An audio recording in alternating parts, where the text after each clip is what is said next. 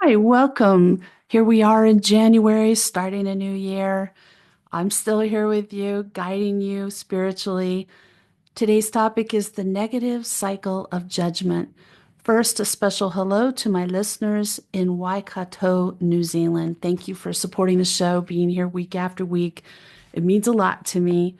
And that's another country on my list I've got to get to. So let's jump into this topic today. We're raised to use good judgment, right? Think about it. Right from our early years, we watch and hear our parents, teachers, and other elders exercise this ability in different situations and contexts. We're also taught and told how to assess good from bad, moral from immoral, right from wrong, ethical from unethical. Messages like never tell lies, to stealing is bad, are drilled into us and become an integral part of our beliefs and values. And they provide an internal structure and protection by which we relate to the world. We feel happy and safe when we can use our ability to judge appropriately. As adults, starting from choosing the right career to choosing a compatible life partner, that involves making an appropriate judgment. We use our beliefs and values to guide us at each stage. However, some of the messages ingrained in us go beyond enabling us to make good judgments. They make us judgmental, and that's different. We often fall into this trap of inadvertently becoming judgmental, especially in our quest to assert ourselves. So, if you've had trouble setting boundaries and upholding boundaries, if your boundaries have been repeatedly stepped on, messages like girls are a burden on parents, boys don't cry, working women don't make good mothers, school dropouts are failures. If you don't go to college, you can't have a good career. Only MBAs can run businesses, or any kind of statements like that can lead us to form limiting beliefs and in turn become judgmental towards people around us. They stop us from understanding the other person's situation and point of view. And this attitude can distance people from us, lead to lack of trust, and stop them from openly communicating and sharing their deeper thoughts and fears. And this affects our relationships, all kinds of our relationships. And we tend to build a wall around us when we become judgmental. So, I want to talk a little bit about being non judgmental. This is critical for anyone at work or in your personal life as a personal quality to enhance and build lasting relationships, both personally and professionally again.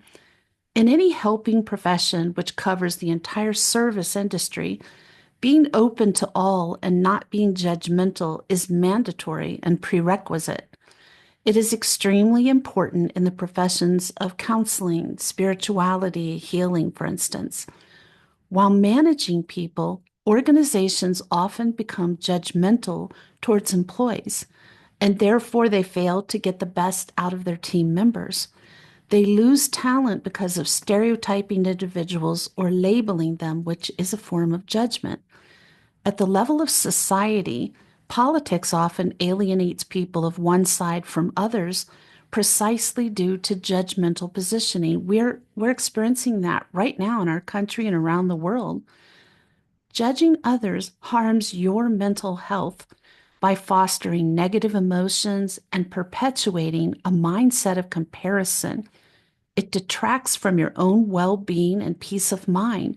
And instead, if you embrace empathy and understanding, you cultivate a sense of compassion and promote positive mental health for both you and the people around you.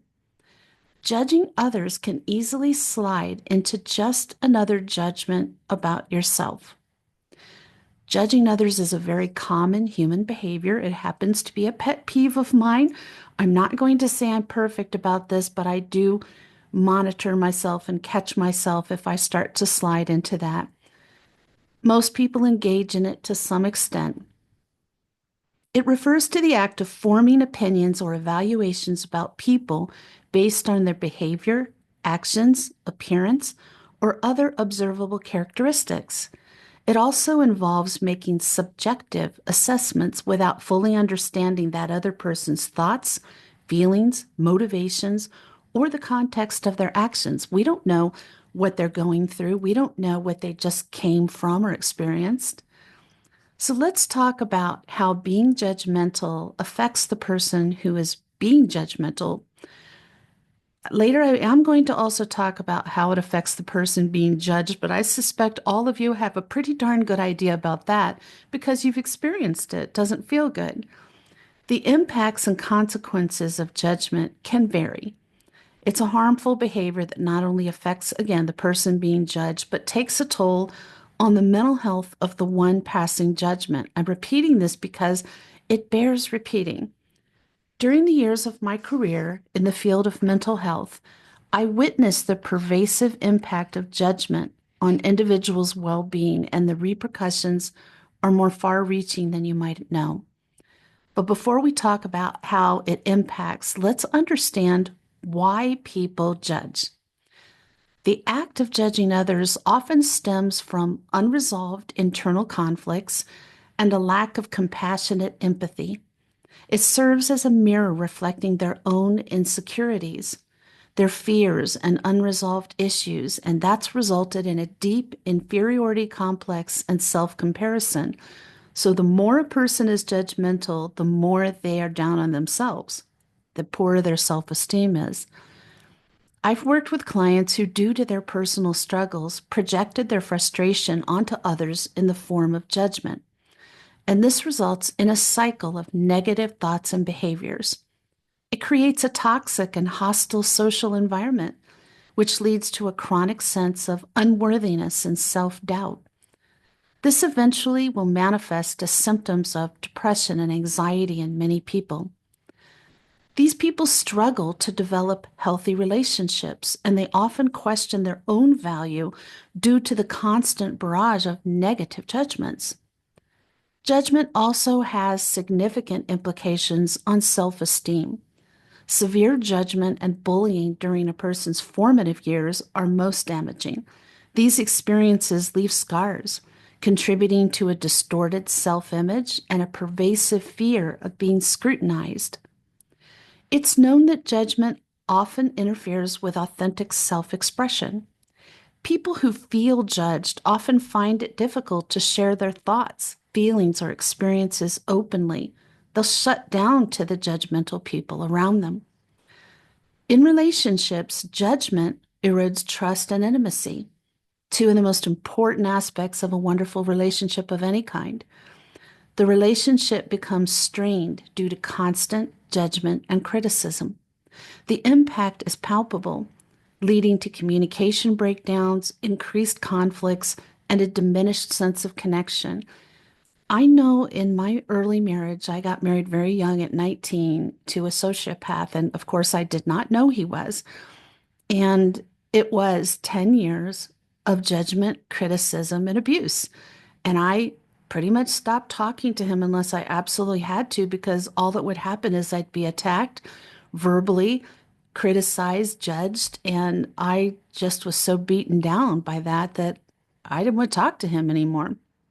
And I'm sure those of you out there who've experienced this at any stage in your life can relate to that. Let's talk about stereotypes and bias because it really does fall into this negative cycle. Unfair judgments can contribute to the reinforcement of stereotypes and biases, and this perpetuates social prejudices and impacts the personal growth of the person doing the judging. We need to remember that each person carries a unique set of experiences, challenges, and strengths. Embracing this uniqueness and a non-judgmental stance will foster an environment where people feel accepted and understood. And there's another word for that, and it's unconditional love. And love does not always mean romantic love. Loving someone unconditionally is being non-judgmental. So here's an example of a judgmental interaction in case you have any doubt in your mind. A woman asked their friend whether they enjoyed a movie they just saw together, and the friend responded, "It was awful." awful? She asked, wondering what could make something so definitively terrible. However, the answer to her rhetorical question didn't matter as much as what she realized in that moment, because she realized that how much and how quickly we judge our life. Not just how much we judge our lives, but how much we fuse with our judgments. It is through this fusion that we make such definitive statements that leave little room for other people to share their experience. I argue that the language we use to describe things easily becomes the same language we use to describe ourselves. She could have just as easily gone to that same movie by herself and said, "Wow, that was the best movie." Does that mean her friend's opinion is wrong? How could it be that the movie described as awful was the same movie another said was the best? Did they even see the same movie? One of them must be wrong, correct? No. The truth is that we as humans tend to fuse with our judgments and perceive them as reality. Her friend judged the movie for what he thought it was instead of realizing it was through his own perceptual lens that he made the judgment in the first place. Think about that for a second. So often, what happens in arguments is that we fuse with our opinions. We fuse, meaning that we can't tell the difference between what our opinion is and what the reality is. And in the end, our perception becomes our reality. We're seeing that again all around us in this country and in the world right now. However, this is not a universal reality. We end up believing our thoughts and judgments and take our thoughts and judgments as facts. We believe that person is horrible. We believe the furniture is ugly. We believe the movie was awful. Instead of seeing our multitude of judgments as a perception or a lens we put on situations, we see it as the truth. By doing this, we're subliminally creating a separation and a lack of acceptance of other people's beliefs. Think about how often this happens when we judge people, movies, places, and things. We don't realize that we are the one judging. So it's not that movie was awful, but it's I didn't like the movie. There's a difference there. Both phrases are expressing the same sentiment.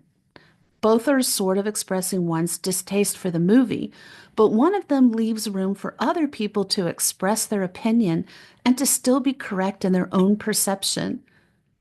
Think about your favorite restaurant, and maybe other people have written terrible reviews about it and you just don't understand it.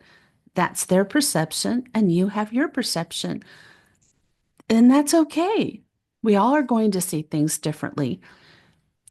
I would imagine that saying something like the movie was awful doesn't exactly welcome a conversation about the movie or the pros and cons about the movie because maybe there was some scene you liked. I'm sure you've even done this with movies that have won Academy Awards and gotten many accolades, thinking, how did this movie win an Oscar? Well, obviously, someone found it worthwhile. And yes, for those of you more skeptical toward this idea, it is just semantics. But part of what I'm saying is that the semantics we use impact our perceptions. It impacts the energy we bring to our opinions.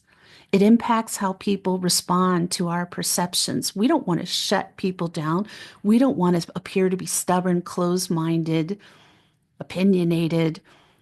It impacts the level of conversation and curiosity that our words bring.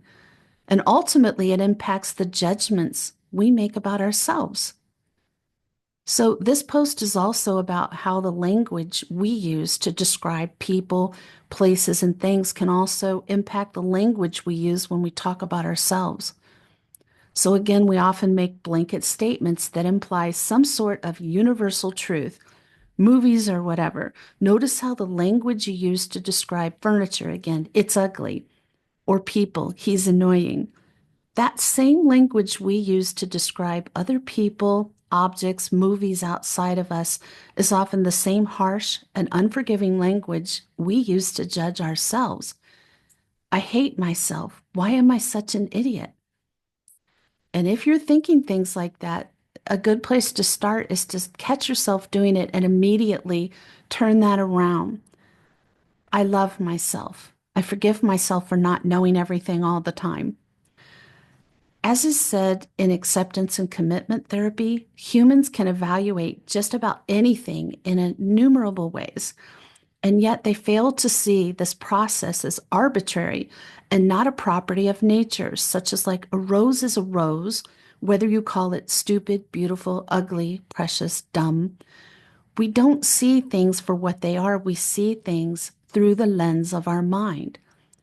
I encourage you to change the lens of your mind a bit, clarify it a bit. So the next time you start to judge something or someone, think about all the times you've judged yourself.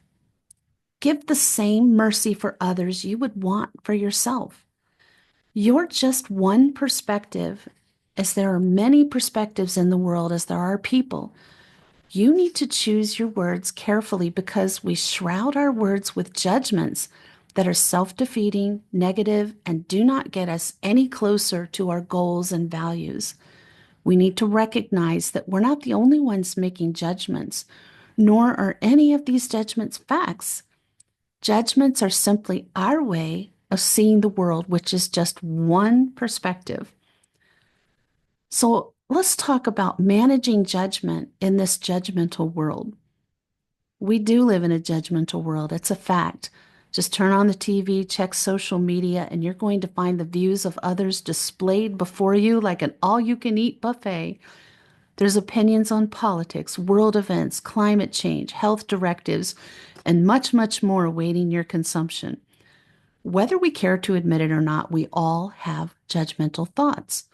From the time we wake up in the morning until we close our eyes at night, our thoughts are filled with opinions, values, and judgments on what is right or wrong based on our own morals and beliefs. We judge the simplest of things without cognizance. Oh, I look fat in this outfit. That jogger should be wearing reflective clothing. That person is driving like a maniac. That person's Facebook post is inappropriate. That person talks too much. You get the idea. We make a judgment every time we decide something is right or wrong, good or bad, should happen or should not happen. We even make snap judgments about people we don't even know based solely on the way they look, act, or speak. Think about your day again. What judgments have you made today?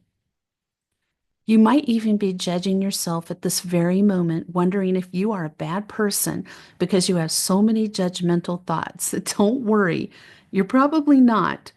You're human. And as discussed at the beginning of this episode, it is our nature to make judgments, and they are necessary. We rely on our own good judgment and the good judgment of others to keep us safe, but that's physically, mentally, emotionally, and spiritually. Good and necessary judgments are made by using our instinct, knowledge, and intuition to discern legitimacy, access risk, and make intelligent decisions. We need to be alert to our actions and words by becoming mindful and building self awareness. And this involves humility, which communicates that I am not always right or I don't know it all. And you'll hear me say that over and over on different episodes because I don't know it all. I'm not always right. Who is? The other person feels comfortable sharing whatever he wants to and is not worried if he's wrong or has made a mistake because you're open minded. It takes patience to listen to another person fully and understand their point of view. It communicates that you are with that person 100%. Often we are judgmental about our own thoughts, feelings, and actions. The ability to introspect and forgive oneself is another important layer of being non-judgmental. It allows us to uncover hidden reasons for our behavior and therefore accept ourselves. And I'll just remind you, if you have trouble forgiving yourself or have never done that, go to my website, ivoryangelic.com, look under resources, and you'll see the forgiveness prayer. That has helped me so much with forgiving my abusers, and I know it will help you too. Lastly, this attitude of being judgmental stems from within us. It's about who we are and how secure we feel about ourselves. The more insecure we feel, the more the tendency to be judgmental. On the converse, the more we trust and are non judgmental toward ourselves and others, the more secure, confident, and good we feel about ourselves. So, this making this change towards being non judgmental is a journey that will be very worthwhile for you and the people in your life. Self awareness of our own tendency to be judgmental is important to ensure good relationships in life and at work, all, in every way. Adopting a non judgmental response to your own thoughts and feelings is not always an easy task. So, when judgmental thoughts creep in, here are 5 ways you can curb your own judgment and transition to being more non judgmental. Reflect on your own state of mind. Our judgments are often a projection of our own fears and insecurities, so reflect on your current state of mind to determine if your thought was an emotional response to a personal trigger, and you may be surprised to find out how many times this is the case. Number 2, question your thoughts. Your thought is not a fact. Just because you think it does not make it true. Ask yourself why you are making this judgment and if it is valid and fair. You may find that your thoughts were influenced by someone else's opinion or belief. 3, be curious. Rather than making a snap judgment about someone, ask questions to try to understand them. Put yourself in their shoes for a moment and try to imagine the circumstances that may have led them to be the way they are. Number 4, adopt an attitude of tolerance. Not everyone will be your cup of tea, and that's okay. And goodness knows we will never all agree. Decide to accept others as they are by respecting your differences and acknowledging that their personal experiences, values, and beliefs are valid. And last, practice empathy. We can never truly know what another person is going through. Before judging the actions of another, remember that most people, especially now, are just doing the best they can. That's a reason I'm going to be doing an episode on giving more grace. There may be a reason for a person's off-putting behavior. There usually is. In conclusion here, judging others, as you can see, is profoundly harmful to mental health, creating a ripple effect that impacts both the person passing judgment and those on the receiving end. And I'll leave you with a quote by one of my favorite authors, Don Miguel Ruiz, from his book, The Four Agreements. It really captures the essence of this message. We make the assumption that everyone sees life the way we do. We assume that others think the way we think, feel the way we feel, judge the way we judge, and abuse the way we abuse. This is the biggest assumption that humans make.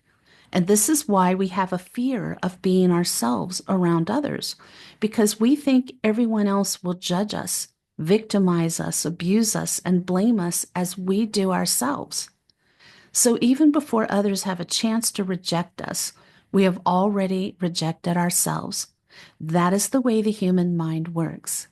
But we can step outside of that pattern. So let's strive to break this negative cycle by consciously being more open-minded and non-judgmental. And I hope that you have found this episode helpful. I think it's a very important issue in the world right now. And just know I'm sending love to all of you. Tune in next Sunday. The topic is recognizing a young soul. That's by request. I did one on recognizing an old soul. We really do need to recognize a young soul. And in the meantime, may your angels surround you. May your angels protect you every moment, every day of your life. I'll see you next week.